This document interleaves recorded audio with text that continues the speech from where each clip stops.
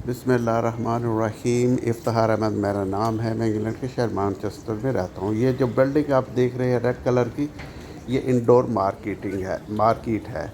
और ये अभी जो देख रहे हैं ये आउटडोर मार्केट है।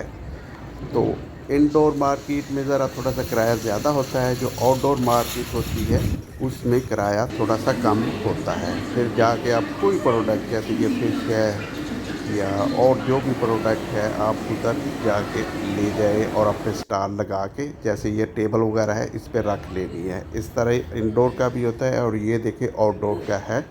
ये इधर अपना सामान वगैरह रख ले तो अपना बेचना शुरू कर दिए। 10 पाउंड या 15 पाउंड या 20 पाउंड या 30 पाउंड तक इनका किराया होता है पर डे का, सुबह से लेकर शाम तक। तो आपको एक अच्छा एक्सपीरियंस भी हो जाएगा, चीज़ कैसे बेचनी है, क्या बेचनी है और कैसे कस्टमर को डील करना है।